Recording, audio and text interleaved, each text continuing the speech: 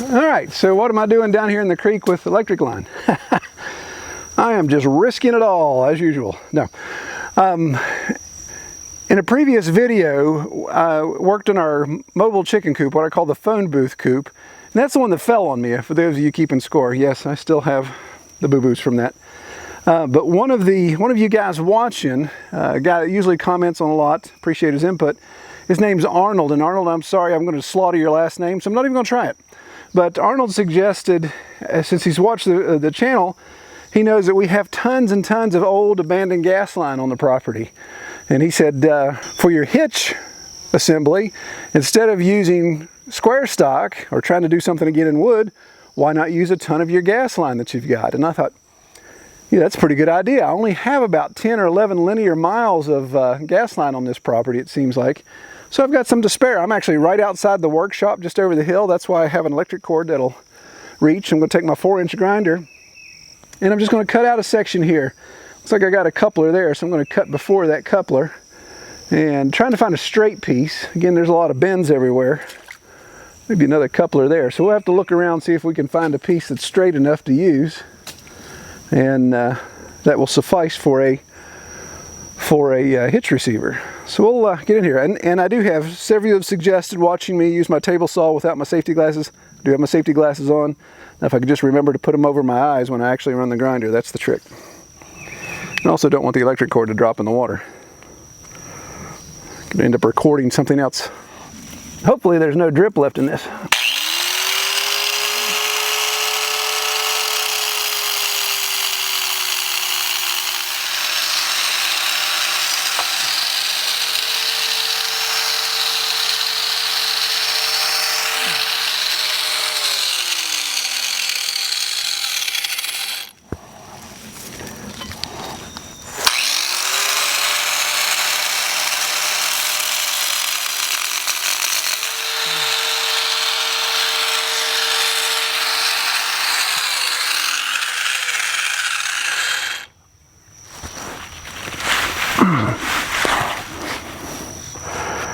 Alrighty.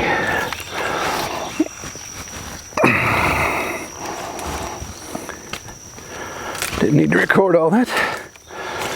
Alright, so we got to cut through. Looks like a beaver chewed on it again.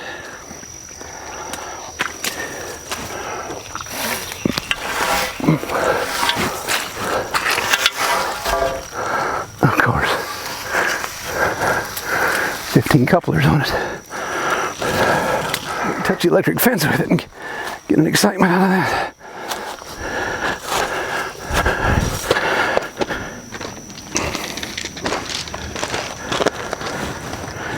Well, this is definitely some thick wall steel. You can see here it's probably a 1/4 inch solid. Now I did happen to, a piece I cut out was a series of couplers. And it looks like there was maybe a hole here. This looks like a patch. But I want about 8 to 9 feet. And I'll probably take it off that end. Because it looks like just one coupler that won't be in the way. It'll be underneath the coop. And I'll cut right here before this hole. So I don't know if that hole is a pin hole, if it's a rust hole, or if it's a puncture hole. So I'm probably going to cut that off right here so we won't have to worry about it.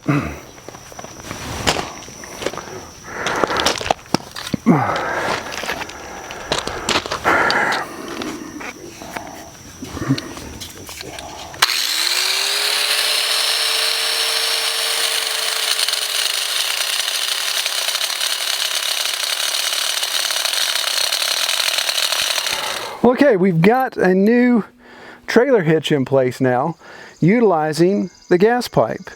Now it took me a couple days to get it. The 4-inch cutoff, or the 4-inch grinder I had with a cutoff wheel, that wasn't a problem, so I was able to cut it to length. But I quickly discovered, being a woodworker, I don't have too many metal bits. I definitely didn't have a 5/8 inch metal bit that was sharp. So I had to go to the local box store and buy a metal bit. That sucker was $20. It was a Milwaukee brand. So that hurt a little bit. Was able to get my holes in and got the receiver, or the actual hitch point. I don't know what the heck that thing's called. The coupler. Coupler is what it's called. Got the coupler attached, and using galvanized bolts running through the frame of the coop, front and back. Liam helped me put that on there, so we were able to lift the coop up, the Coop of Death, we like to say. So it's blocked up right now. Hopefully it won't fall on me again. But got it bolted down with some bolts. Now I realized when it was sitting here this week, it got a little pigeon-toed. So the tires, I thought maybe those tires were giving up, they were falling apart, but it's actually not. It was the frame, the actual rails flexing. Because again, they're just like railroad tracks. They're just, or like a skid, they're just two 4x6s nailed to the bottom, so they were starting to flex. What I'm going to try to do is strengthen it by putting a 2x6 across the back and using some large lag bolts to bolt through the back side of those 4x6s to really kind of suck it down. So I'm hoping it'll remove the opportunity for that pigeon toeing, for that expansion there.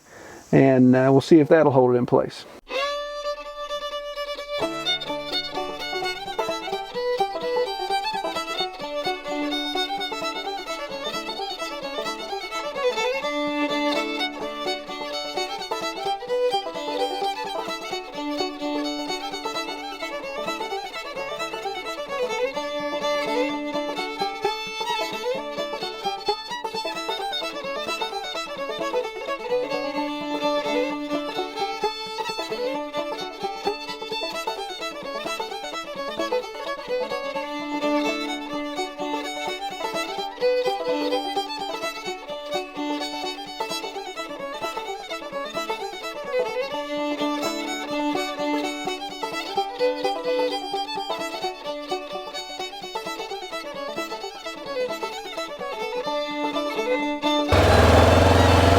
Easy, easy.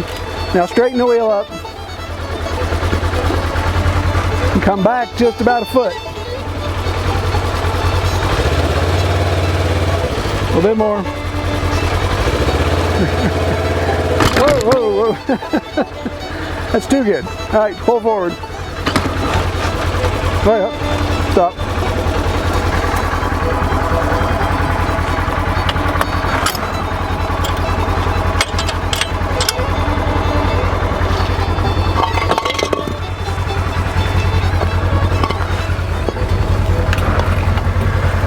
Okay, so I would say the maiden voyage, but we broke that last week, so let's try it again and see. I know ground clearance is going to be a little bit of an issue, and just got to see how these wheels hold up. So we're going to go down the driveway on flat ground before we try to take it up the side of the mountain.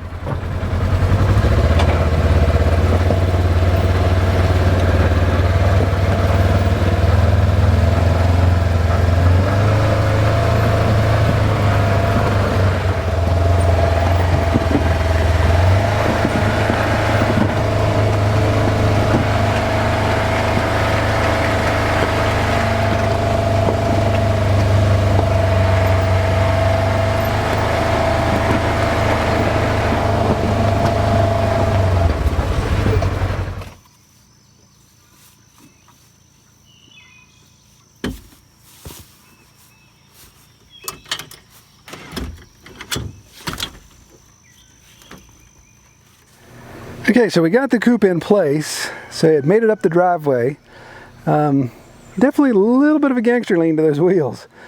And interestingly enough, it's not the wheels that are the issue, it's the axles. So my axles are bending, or the wood's still bowing out. I think I'm going to have to go to a straight axle, there's no doubt about it. Some of you guys have already suggested that, and again, the material that I had didn't have a long enough 3/4 inch to go all the way across. So right now the coop is where I want it to be. So we'll just get our nets, our fencing set up, get it electrified, little test, and have Cam start moving his chickens up. I've got my non-electric poultry netting around the tomatoes, so we'll see if that keeps them out. And see how it goes. So hopefully we won't have to move this coop for a month or so. So that'll give me time to get the axle figured out and do some work on it here while it's in position before we have to move it to its next spot.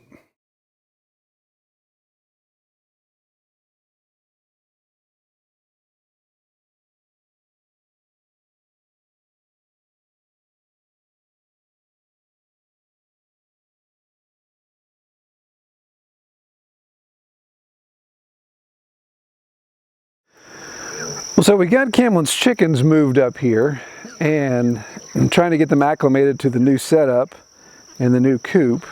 They're used to being in a tractor, so a little bit of a learning curve there. I came out last night and they were all piled up just here in the middle of the grass. They didn't go in and roost or anything, so I had to go through, and after dark last night I was chasing them to get them stuck in the coop because I'm a little afraid of an owl maybe getting them. I don't think any other predators will mess with that electric fence. It's pretty hot, but I was a little worried about an owl swooping down and getting them. So what I've done for right now, you see this bucket, this is actually my poor man's cover here for the charger. I just put the charger underneath the bucket. It's actually sitting up on a bucket underneath, and drilled a hole, and the hot wire's coming up and tying into the fence. And of course, this is my ground wire. The whole point in doing something like that is, of course, to remain mobile so we can move when we need to. Thinking of different ways to mount the charger. I thought maybe making a little A-frame box or putting it in, or trying to come up with some sort of tote to toss it in. But I figure there's multiple ways to do that. If you guys have any suggestions, comment below. Let me know what you think as far as place to house that charger. Obviously you want to keep it out of the weather, keep it from getting wet, but not have a permanent fixture here in the ground because I want to be able to move from point A to point B. So the trick is going to be to figure out what it's going to take to get the chickens acclimated. It looks like they're crawling under the coop right now and laying eggs. I see a little bit of egg activity under there. You can see how the grass is beaten down. Yep, I see a couple eggs under there.